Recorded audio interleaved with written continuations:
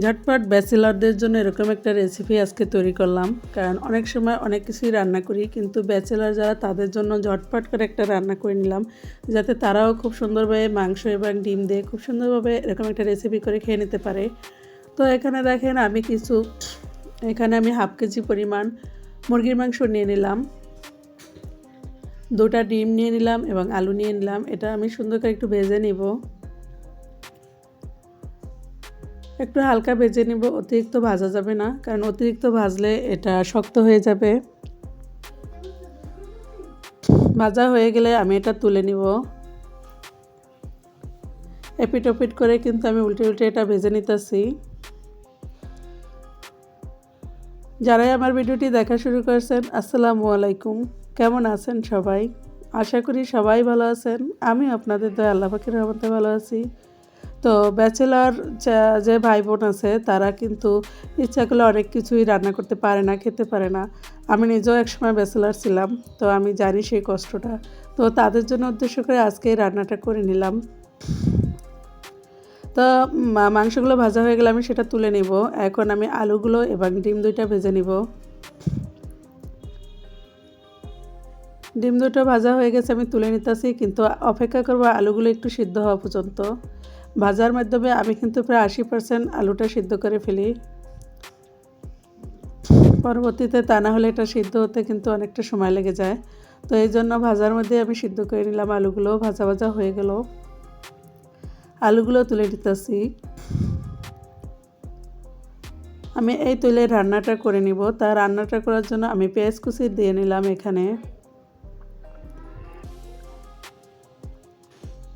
সাথে কাঁচামরিচ কুচি দিয়ে নিব। একদম সেম ব্যাচেলারদের মতোই রান্না করে নিলাম, পেঁয়াজ মরিচ সব কিছু একটু কম কম দিয়েই।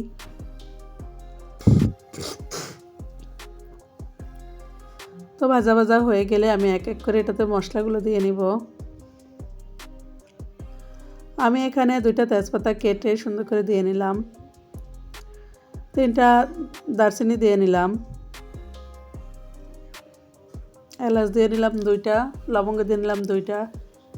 সাথে আমি হলুদের গুঁড়া দিয়ে নিলাম ছোটো চামচের 4 চামচের 1.5 চামচ পরিমাণ, মরিচের গুঁড়া দিয়ে নিলাম 1 চামচ পরিমাণ। এটাকে আমি কষিয়ে এখানে আমি বাদাম বাটা দিয়ে নিব 4 চামচের 2 চামচ পরিমাণ, সরিষা বাটা দিয়ে নেব 1 চামচ পরিমাণ, আদা রসুন পেস্ট দিয়ে নেব, রসুন পেস্ট দিয়ে নেব 1 চামচ পরিমাণ, আদা পেস্ট দিয়ে নেব 1 চামচ পরিমাণ, দিয়ে এটাকে আমি সুন্দরভাবে কষিয়ে নিব। সুন্দরভাবে কষানো হয়ে গেলে আমি অপেক্ষা করব সুন্দরভাবে কষানো পর্যন্ত। তো এখানে আমি বিভিন্ন মশলা, সব ধরনের গরম মশলা গুঁড়ো করে নিচ্ছি, সেই গুঁড়ো দিয়ে নিলাম 1 চামচ পরিমাণ। একটু পানি দিয়ে নিব, পানি দিয়ে সুন্দরভাবে কষিয়ে নিব।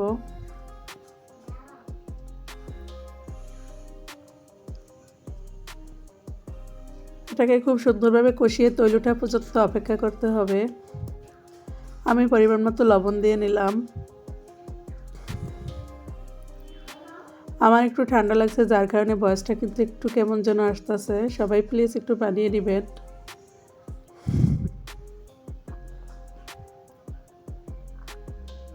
তো দেখেন তৈলটা প্রায় উঠে গেছে। এরপর যে আমি নেড়ে চেড়ে সবগুলো দিয়ে নিব। আমি ভেজে রাখা আলু, তারপরে মাংস, এগুলো সব দিয়ে নিব।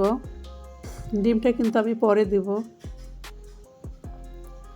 আমি এগুলো একটু নেড়ে চেড়ে কষিয়ে সুন্দরভাবে রান্না করব।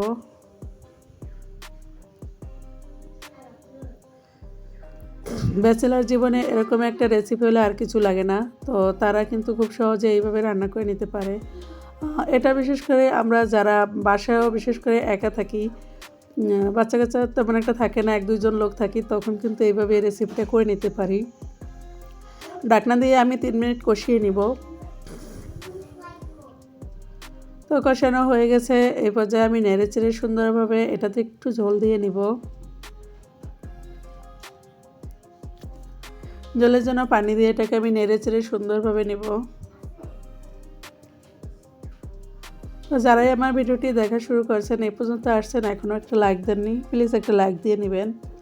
আর যারা নতুন বন্ধু আছেন আমার ভিডিওটি যদি একটু ভালো লেগে থাকে তাহলে চ্যানেলটি সাবস্ক্রাইব করবেন এবং ভিডিওটি শেয়ার করে দিবেন যাতে সবাই দেখার সুযোগ পায়।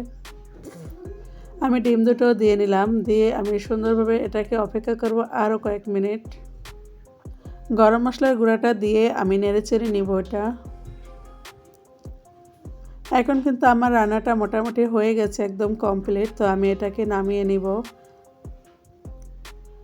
দেখেন খুব সুন্দর একটা কালার আছে এবং এটা কিন্তু খেতে মাশাআল্লাহ চমৎকার হয়েছে। তো ভালো থাকবেন, সুস্থ থাকবেন, আল্লাহ হাফেজ।